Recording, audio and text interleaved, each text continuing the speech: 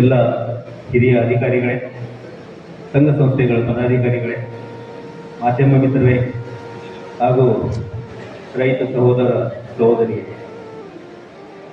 ನಿನ್ನೆ ಒಬ್ಬರು ಫೋನ್ ಮಾಡಿ ಕೇಳಿದ್ರು ನನಗೆ ಎಷ್ಟು ದಿನದ ಕಾರ್ಯಕ್ರಮ ಅಂತ.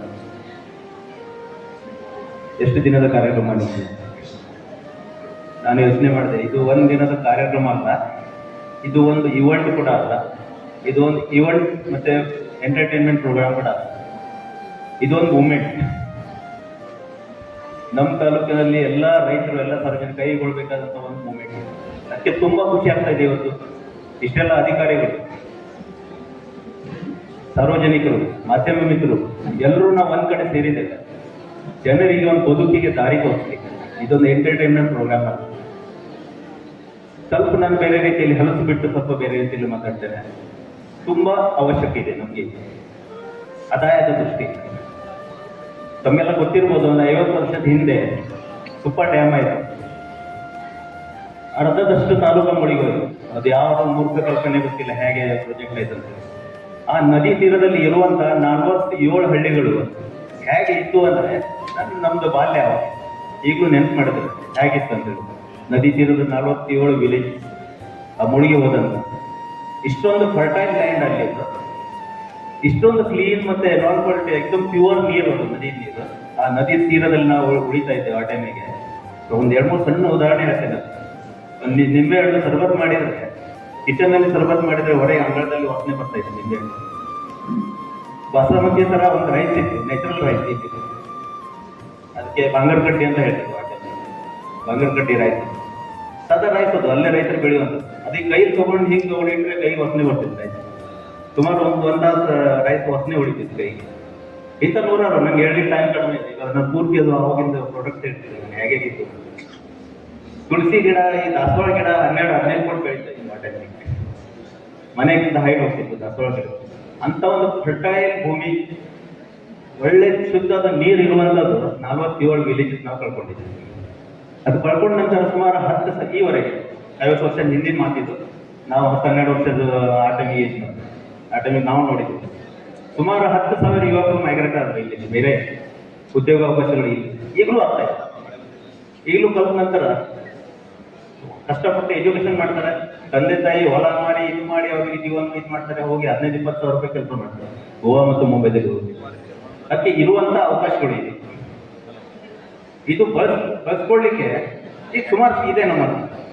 ಇಲ್ಲ ಅಂದ್ರೆ ನಾವು ಹೇಳ್ತೇವೆ ಜೋಡದಲ್ಲಿ ಏನಿದೆ ಅಂತ. ದಿವಾರ್ ಅಂತ ಒಂದು ಫಿಲ್ಮ್ ಇದೆ. ಆ ಫಿಲ್ಮ್ ಒಂದು ಡೈಲಾಗ್ ನೆನಪಾಗ್ತದೆ ನನಗೆ.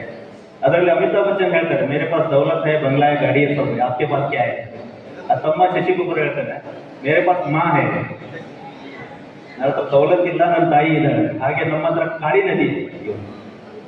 ಈ ಕಾಳಿ ನದಿ ಇಷ್ಟೆಲ್ಲ ನಮ್ಗೆ ಏನೇನು ಕೊಟ್ಟಿದೆ ಅಲ್ಲ, ಬಹುಶಃ ಯಾವ ಜಗತ್ತಿನಲ್ಲಿ ಯಾವ ತಾಲಿಗೂ ಕೊಟ್ಟಿಲ್ಲ. ಅಷ್ಟೊಂದು ಇವತ್ತಿನ ಕೂಡ ಇಲ್ಲಿ ಹರಿ ನೋಡಿ, ಜೇನುತುಪ್ಪ, ಇಲ್ಲಿ ಜೇನುತುಪ್ಪ ಬೇರೆ ಕಡೆ ಸಿಗ್ಲಿಕ್ಕೆ ಸಾಧ್ಯನೇ ಇಲ್ಲ. ಇಲ್ಲಿರುವಂಥ ಜೇನುತುಪ್ಪ ಅಷ್ಟೇ ಸುಮಾರಷ್ಟು ಪ್ರಾಡಕ್ಟ್ಗಳಿದೆ. ಈಗಲೂ ಅವಕಾಶ ಇದೆ, ಅದೇ ಜಮೀನು ಇದೆ, ಅದೇ ಫರ್ಟೈಲ್ ಭೂಮಿ ಇದೆ ನಮ್ಮ ಹತ್ರ. ಮಾಡಬೇಕು. ಹೋದಂತ 10,000 ಯುವಕರು ಮತ್ತೆ ಮರಳಿ ನಮ್ಮ ತಾಲೂಕಿಗೆ ಬರಬೇಕು. ಎಲ್ಲವೂ ಇದೆ. ಹಲಸಿನ ನಾವು ಸುಮಾರು 2 ವರ್ಷದ ಹಿಂದೆ ಒಂದು ಟ್ರೈನಿಂಗ್ ಮಾಡಿದ್ವಿ. ಹಲಸಿನ ಮಾರ್ಕೆಟ್ ತಯಾರಿ ಕೂಡ ಆಯ್ತು. ನಾವು ಫೇಲ್ ಆಗಿದ್ವಿ. ಆ ಟೈಮ್ ಮಾಡ್ಲಿಕ್ಕೆ ಆಗಿಲ್ಲ, ನಮ್ಮ ರೈತರು ಸಪ್ಲೈ ಮಾಡಿಲ್ಲ. ಇಷ್ಟೇ. ಈಗಲೂ ಇಷ್ಟು ದೊಡ್ಡ ಮಾರ್ಕೆಟ್ ಇದೆಯಲ್ಲ ಹಲಸಿನ ಹಣ್ಣಿಗೆ, ಶಾರ್ಟೇಜ್ ಇದೆ ಮಾರ್ಕೆಟ್ ಐತೆ ಹಲಸಿನ ಹಣ್ಣು. ಮತ್ತೆ ಇಲ್ಲಿ ಕೊಡಿತಾ ಇದೆ. ಈ ಕೊಳಿತಾ ಇರುವಂತ ಹಲಸಿನ ಹಣ್ಣು ಮತ್ತು ಆ ಮಾರ್ಕೆಟ್ ಜೋಡಿಸುವಂತ ಕೆಲಸ ಮಾಡ್ತಾರೆ. ಅದು ಜೋಡಿಸ್ಲಿಕ್ಕೆ ನಿಮ್ಮಂತ ಅಧಿಕಾರಿಗಳು, ಅಧಿಕಾರದಲ್ಲಿ ಇದ್ದವರು, ಸಂಘ ಸಂಸ್ಥೆಗಳು ಎಲ್ಲರೂ ಕೆಲಸ ಮಾಡಿದಾಗ ಮಾತ್ರ ಇದು ಸಾಧ್ಯ. ಆ ದಿಕ್ಕಿನಲ್ಲಿ ನಮ್ದು ಕುಂಬಳವಾಡ ಕಾಳಿ ಸಂಸ್ಥೆ ಇತ್ತು, ರಾಮನಗರದ ಮಲೆನಾಡು ಸಂಸ್ಥೆ ಇತ್ತು, ನಮ್ದು ಗ್ರೀನ್ ಏಕರ್ ಸಂಸ್ಥೆ, ನಮ್ದು ಪ್ರೇರಣಾ ಸಂಸ್ಥೆ, ಇಂಥ ಸಂಸ್ಥೆಗಳು ಮುಂದೆ ಬಂದಿದ್ದಾವಲ್ಲ ತಾಲೂಕಿನ ಹಾಗೆ. ನೀವು ತಿಳ್ಕೊಳ್ಬಹುದು, ಲಾಭಕ್ಕಾಗಿ ಸಂಸ್ಥೆಗಳು ಕೆಲಸ ಮಾಡ್ತಿದ್ರು ಅಲ್ಲ, ಬಹಳ ಕಷ್ಟದಲ್ಲಿ ಇದೆ 4 ಸಂಸ್ಥೆಗಳು. ಈ ಲಾಭ ಅಲ್ಲ, ಮುಂದಿನ ಫ್ಯೂಚರ್ ಆ ಯುವಕರು ಇಲ್ಲಿ ಬರಬೇಕು, ಆ ಯುವಕರಿಗೆ ಉದ್ಯೋಗ ಅವಕಾಶ ಸಿಗ್ಬೇಕಂದ್ರೆ ಆ ದಿಕ್ಕಿನಲ್ಲಿ ಒಂದು ಪ್ರಯತ್ನ ಈ ಸಂಸ್ಥೆಗಳು. ಈ ಪ್ರಯತ್ನದಲ್ಲಿ ತಾವೆಲ್ಲ ಕೈ ಜೋಡಿಸ್ರಿ. ನಮ್ಗೆ ಗೊತ್ತಿದೆ, ಇವತ್ತು ನೀವು ಎಷ್ಟು ಜನ ಪ್ರಾಡಕ್ಟ್ಸ್ ಅಂತಿದ್ರೆ ಎಲ್ಲರೂ ಲಾಭದಲ್ಲಿ ಹೋಗುದಿಲ್ಲ ಮನೆಗೆ. ನಿಮ್ಮ ಪ್ರವಾಸದ ಖರ್ಚು, ಇಲ್ಲಿ ಬಂದಂತ ಖರ್ಚು ಅದು ಕೂಡ ಬರುವುದಿಲ್ಲ. ಎಲ್ಲೋ ಆಸೆ ಬಿಟ್ಟು ಬಿಡೋದು ಬೇಡ. ಫ್ಯೂಚರ್ ಇದೆ ಇದಕ್ಕೆಲ್ಲ.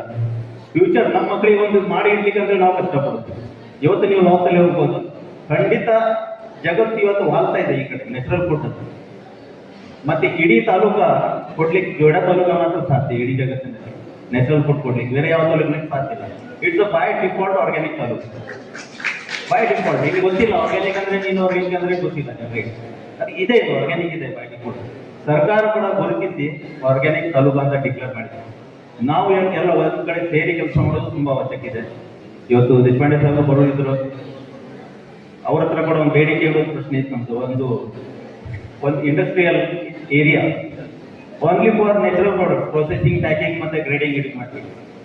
ಒಂದು ಸಣ್ಣ ಇಂಡಸ್ಟ್ರಿಯಲ್ ಯೂನಿಟ್ ಇಲ್ಲಿ ಆಗ್ತದೆ. ನಾವು ಬೇರೆ ಇದರಲ್ಲಿ ಡಿಪೆಂಡ್ ಆಗ್ತದೆ. ಇಲ್ಲಿ ಒಂದು ಪ್ರಾಡಕ್ಟ್ಗಳಿಗೆ ಪ್ಯಾಕೇಜಿಂಗ್ ಮತ್ತೆ ಇದು ಮಾಡಲಿಕ್ಕೆ ಸರ್ಕಾರದ ಒಂದು ವ್ಯವಸ್ಥೆಗೆ ಆಗ್ಬೇಕಂತ ನಾನು ಕೇಳ್ಕೊಳ್ತೇನೆ ಗಟ್ಟಿಯಾಗಿ.